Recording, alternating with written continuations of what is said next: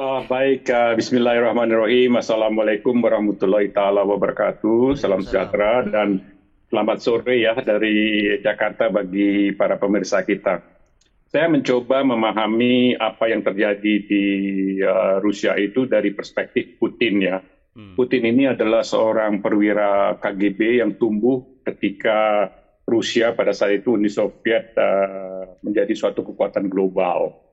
Namun akibat dari melelehnya Uni Soviet pada tahun 91, satu-satu negara satelit termasuk ke negara-negara Pakta Militer Warsawa itu meninggalkan dia dan bergabung dengan NATO atau Uni Eropa. Nah, ini sebenarnya kunci dari semua masalah dan terjadi juga sebenarnya kasus ini kasus kedua ketika tahun 2014 Georgia juga waktu itu merasa mendapat proteksi dari Amerika Serikat, kemudian menjaga jarak, akhirnya dengan alasan telah terjadi genosida ya di South Ossetia dan Abkhazia, Rusia juga melakukan invasi ya, dan kasus ini sama, motifnya sama, alasannya juga genosida terjadi di Donbas region. Oleh karena itu, Rusia melakukan invasi untuk memprotek, ya, katakanlah keturunan-keturunan Rusia atau orang-orang yang berbahasa Rusia di kawasan Donbas ini. Alasannya genosida, tapi sebenarnya alasan utamanya itu adalah dalam kasus Georgia itu terlalu dekat dengan Amerika, dalam kasus ini adalah dalam kasus Ukraina karena Ukraina mencoba untuk menjadi anggota NATO ya. Dan ini ya secara psikologis harus dimengerti, apabila Ukraina ini menjadi anggota NATO, maka semua sistem persenjataan NATO itu akan berpindah ke perbatasan Rusia. Ini yang tidak bisa diterima oleh Putin, saya kira ya, dalam hal ini Rusia. Oleh karena itu, Putin memutuskan untuk melakukan invasi pada tanggal 24 Februari yang lalu. Yang jelas Putin ingin sekali mengembalikan postur Rusia itu menjadi negara yang mempunyai setidak-tidaknya mempunyai pengaruh global. Tidak seperti Uni Soviet, tapi setidak-tidaknya mendekati. Dan ada beberapa alasan, nanti saya akan kaitkan dengan Cina maupun Australia. Ada beberapa alasan mengapa Rusia atau Putin berani melakukan serangan. Yang pertama adalah sebenarnya NATO ini juga tidak solid. Masih ingat kita ketika Prof. Yuwana juga pernah mengupas ini, ketika Amerika Serikat dan Inggris dan Australia membentuk AUKUS, itu jelas Prancis mengatakan saya akan jaga jarak dengan NATO karena NATO itu tidak mempertimbangkan kepentingan Prancis. Pada saat itu Australia setelah AUKUS terjadi dia memutuskan untuk membatalkan kontrak yang jumlahnya bilion US dollar pembelian dari submarine maupun dari stealth bomber ya. Itu satu hal. Yang kedua, alutsista strategis Rusia itu bisa menjangkau semua wilayah di kawasan Eropa dan bahkan Amerika Serikat, dan dia Putin ini orang yang sangat sulit diduga.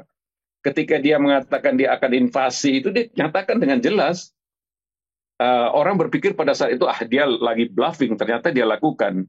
Nah, 2-3 hari yang lalu dia mengatakan perintahkan kepada commander dari alutsista strategis ya, strategis itu pesawat bomber jarak jauh, ICBM dengan hulu ledak nuklir itu disiagakan apabila memang NATO mengambil langkah-langkah counter maneuver ya. Oleh karena itu Ukraina memang harus harus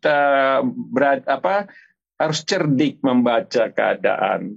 Biden mengeluarkan pernyataan mengatakan kami akan melakukan counter maneuver terhadap Rusia apabila dia memasuki wilayah NATO atau EU. Ukraina itu bukan. Jadi ini ya mungkin ya saya melihatnya ada kesalahan strategi ya dalam menghadapi Ukraina mempunyai kesalahan strategi berhadapan dengan Rusia dalam hal ini Putin. Yang ketiga, pencaplokan Crimea itu juga tidak mendapatkan perlawanan apapun dari dunia internasional. Ya, itu terjadi pada tahun 2014. Kemudian intervensi Dewan Keamanan PBB juga praktis tidak akan mungkin karena Rusia, tentu saja nanti Cina, karena mereka sekarang mempunyai musuh yang sama, bisa double veto malahan. Jadi oleh karena itu kemudian masalahnya dibawa ke sidang Majelis Umum PBB yang bisa mengeluarkan resolusi yang tidak mempunyai kekuatan mengikat.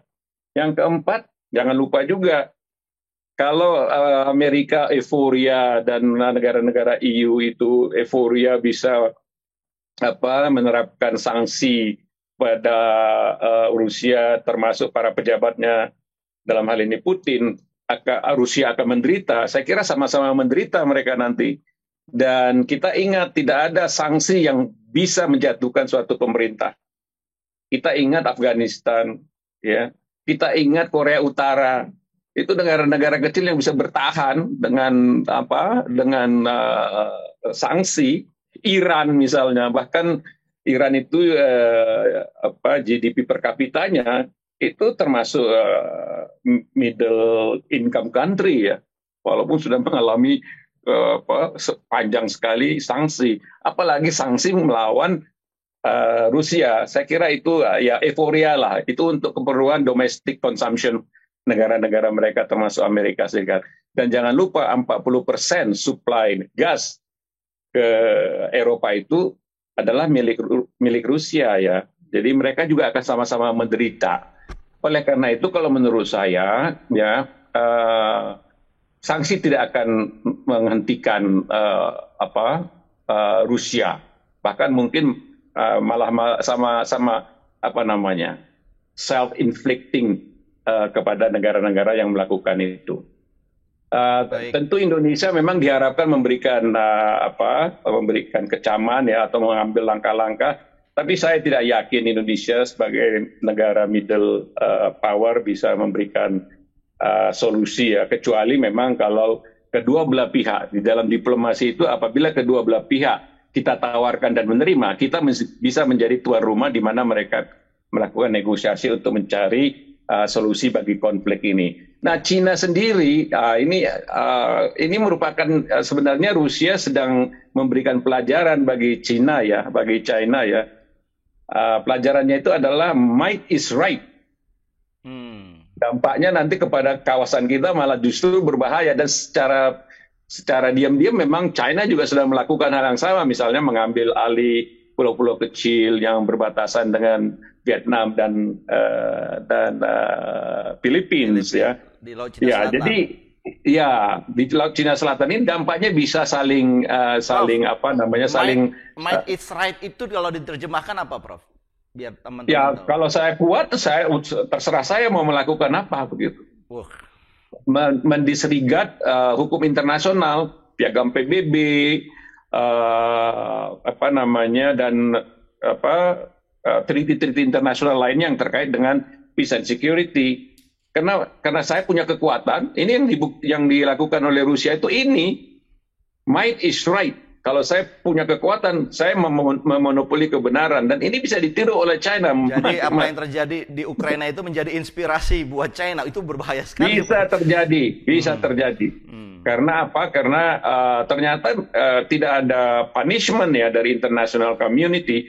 Oleh karena itu memang diperlukan cara-cara yang bisa diterima oleh Rusia dan Ukraina untuk menyelesaikan ini melalui peaceful means dan acceptable to all, dan juga acceptable to international community. Otherwise, mulai sekarang might is right.